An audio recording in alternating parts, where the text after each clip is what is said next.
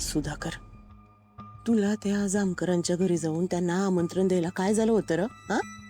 अरे वाईच ओळख वाढली असती, बोलला असता त्यांच्याशी तर तू त्यांच्या मर्जीतला झाला असता ना. तुला काही लय साधं वाटतो का ग तो माणूस? लय कडू कारलंय ती. सहजासहजी गोळात येणार नाहीये. अगं लय तयारीचा माणूस आहे तो. रंजे, काय कुसर पुसर चाललंय का तुमचं तिकडं?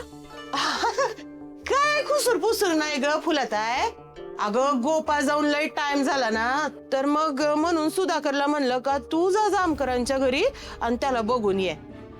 लयच काळजी वाटायला लागली गोपाळची.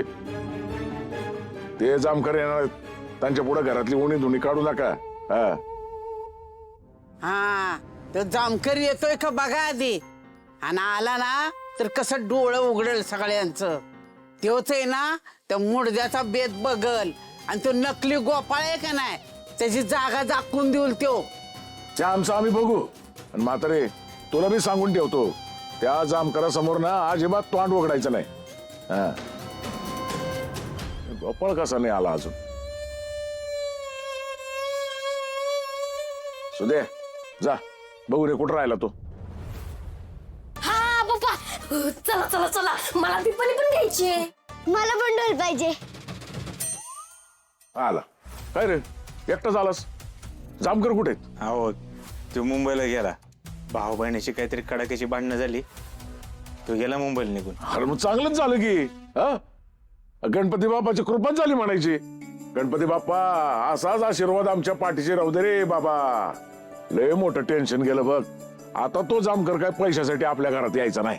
चला वाजत गाजत विसर्जन करूयात. चल चल ये गोपाळ, ये ये ये चल. ये दादा ये. चल टोपी घाला आधी.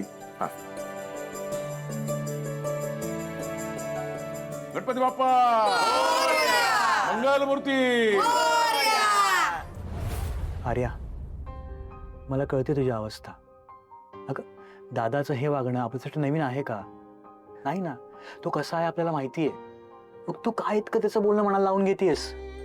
बघ, तुला तुला स्वतःला प्रूव्ह करावं लागेलच. तू जेव्हा स्वतःला प्रूव्ह करशील तर हू नोज तुझा दादा त्याचा सगळा राग विसरून जाईल आणि कदाचित त्याची चुकी मान्य करेल. कधीच कळणार नाही त्याला त्याची चूक. साकेत, मी त्याला लहानपणापासून ओळखते. त्याला नेहमी स्वतःचं खरं करायचं असतं. कधीच चूक मान्य नाही करणार तो. तुला हे कळतंय ना? मग दुर्लक्ष कर आणि स्वतःच्या कामावर फोकस कर आर्या. तुला आता लढण्या वाचून पर्याय नाहीये. तुला तुझ्या दादाला खोटं ठरवावंच लागेल.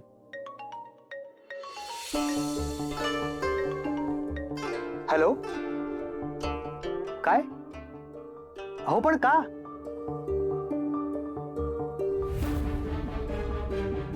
अगं गावातले शेतकरी आर्याला दूध द्यायचं नाही म्हणतात. का? कारण त्यांचं म्हणणं आहे की आर्या मॅडम रडताना छान दिसत नाहीत म्हणे. साकेत यार. That's like my friend. अशीच हसत राहा. आर्या, करशील ना सगळं ठीक? चला, हे बघ, आता मला मुंबईला जावं लागेल. आपल्या मार्केटिंगची बरीचशी कामं पेंडिंग आहेत, ती करावी लागणार. बाय.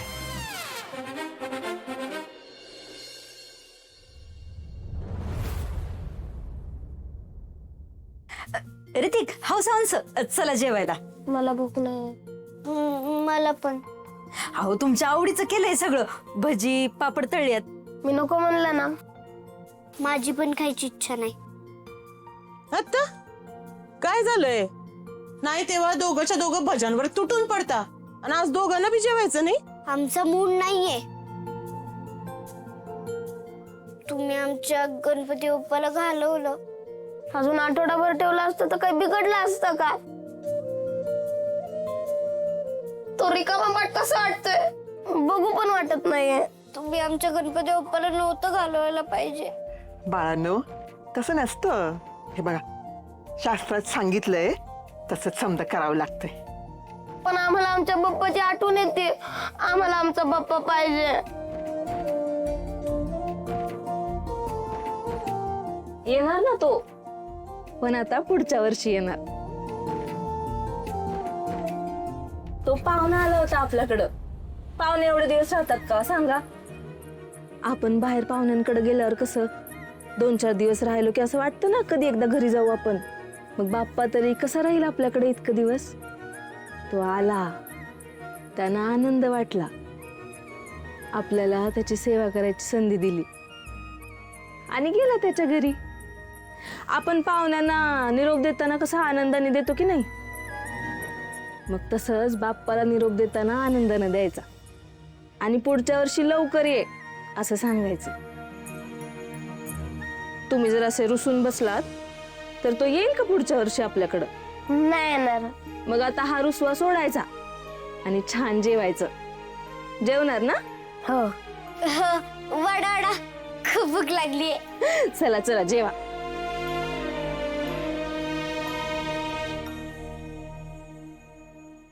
हो, चला जेवायला.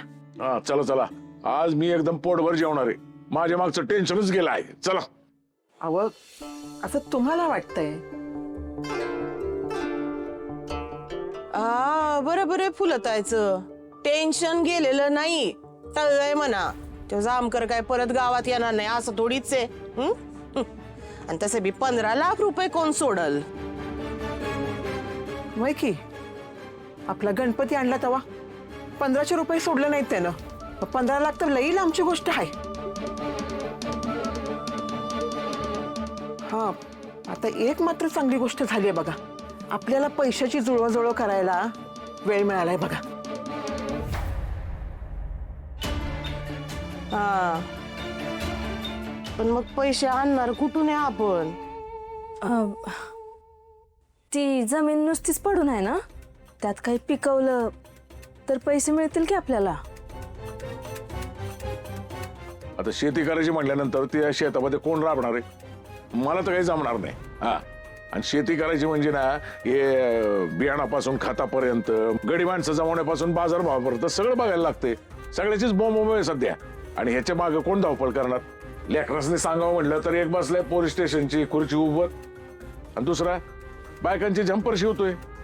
आप्पा, ब्लाऊज शिवण्यात काय वाईट आहे? ह्यांना जे जमतं ते करतात आणि कुणाची पण मदत न घेता स्वतःच्या पायावर उभे राहिलेत. एवढे रात्रंदिवस कष्ट करतात, घरात पैसे आणून देतात. अजून काय पाहिजे? वा ग लाले, म्हणजे तुझा नवरा एकटाच पैसे आणतो हा, आणि माझा पोरगा काही चिचुके आणतो होय ग घरामध्ये? तो बी पैसे देतोय घरात. कधी?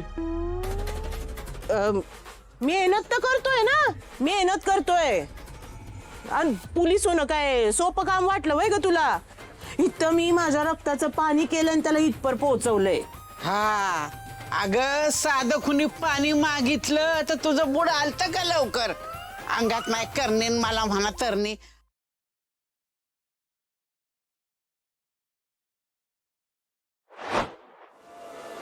रारी